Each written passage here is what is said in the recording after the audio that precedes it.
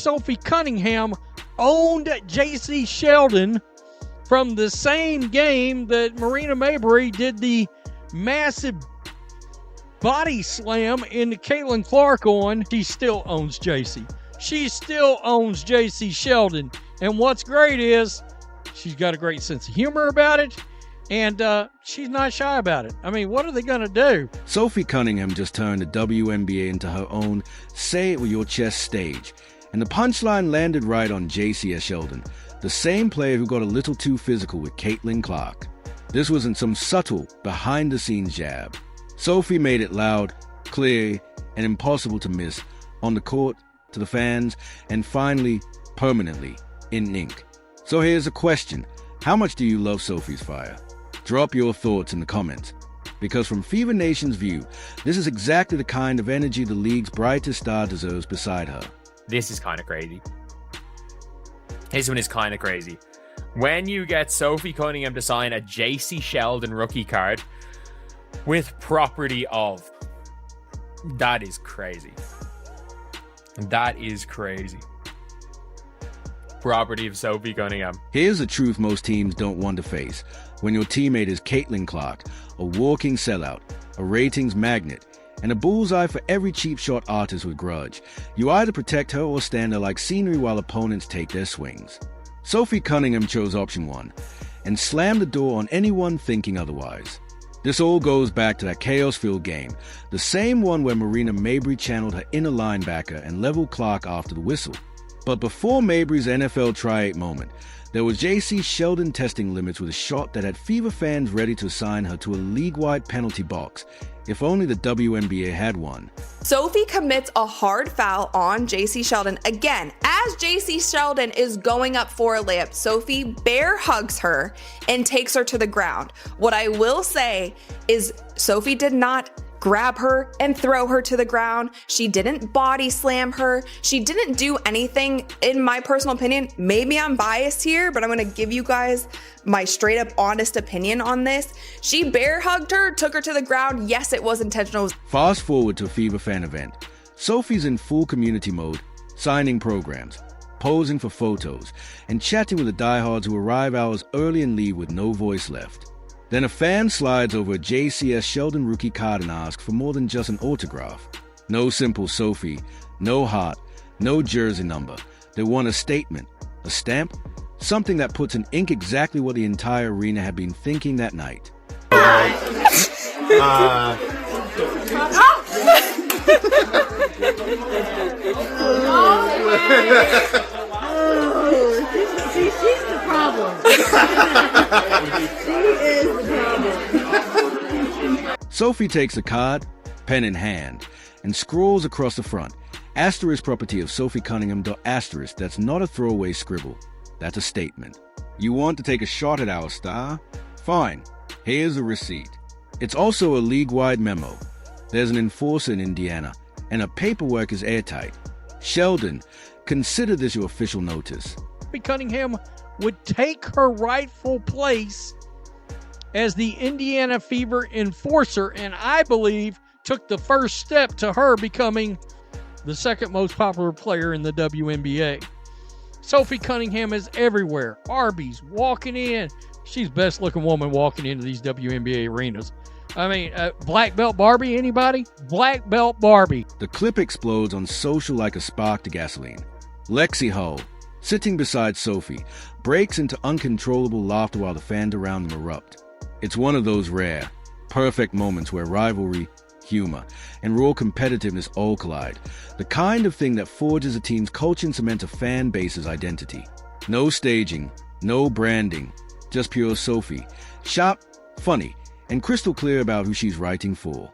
And the best part? She didn't walk it back. No, oh gosh, I was kidding. No notes app apology.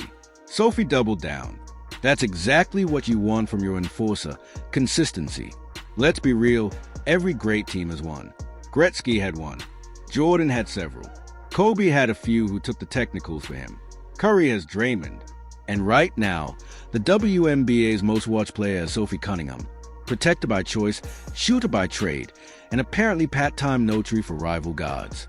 Sophie Cunningham has been Caitlin Clark's biggest cheerleader and defender. And it literally like pisses me off when people are like, she's not the face of the league.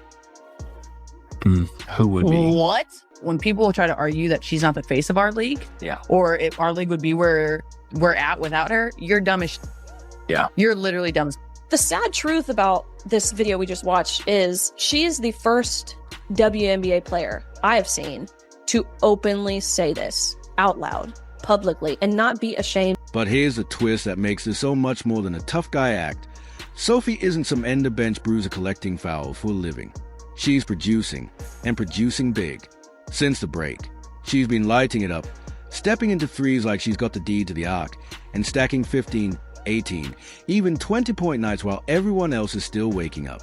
When the Fever needed buckets against Phoenix, she dropped 18 on demand while a few teammates looked like they'd forgotten what city they were in. Enforcer energy is fun. Enforcer energy with efficiency. That's how you win games people actually remember.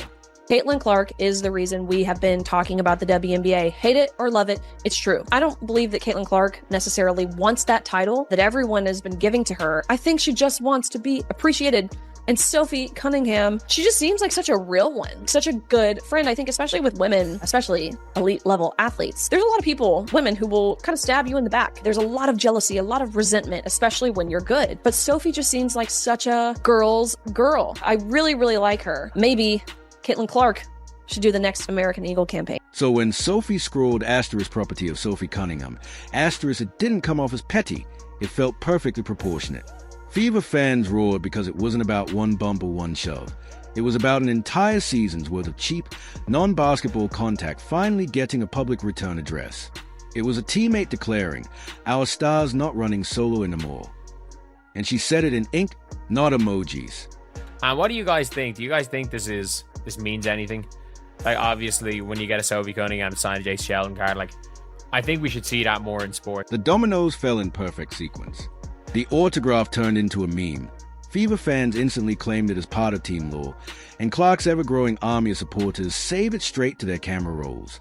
Even neutral fans, tired of watching Clark get singled out, nodded in approval and hit Shea. Then the biggest storyline locked in. Jacy Sheldon's young WNBA career, already marked by a few day tours, drafted by Dallas, rerouted to Connecticut, then sent to Washington, now had a new defining moment. Not a breakout scoring night, not a defensive clinic, but this, the guard who took a shot at Caitlin Clark, and the guard who got claimed by Sophie Cunningham. You got tossed. And it was 2-on-1. Yeah, I got tossed. Did she? Yeah. Yeah. Then we're good. But so in a situation like that, does Caitlin come up to you after and say, like, because the internet whole thing was, look at fucking Sophie sticking up for Caitlin, like, this is dope. But I was. No, I know you were. But in the locker room, I think she was like, finally, you know, like finally someone else. I was like, dude, I got you. Like but I think that kind of had our team come together as a whole. And it's like, no, we gotta have like, it was awesome. Yeah, no, it really was though. Like, I feel like everyone was like, you know, like we do have to protect each other. Make no mistake, this one's going to stick. When the Fever meet the Sun again, this storyline will be front and center. Fans will be watching for any sign of Sheldon trying to send a message. And if Sophie answers, the cameras will be locked in. Clark's protection will be part of the conversation all night.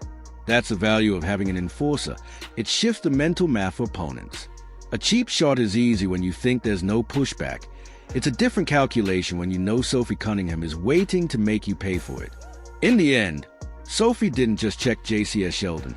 She broadcasted a warning to the entire league. And with the way this season has unfolded, it's a message the Fever probably should have sent months ago. So now it's your turn. Was Sophie's property of Sophie Cunningham moment the perfect clapback, or did it just pour fuel on the fire? Drop your thoughts below, hit like, subscribe, and turn on all notifications so you never miss a beat.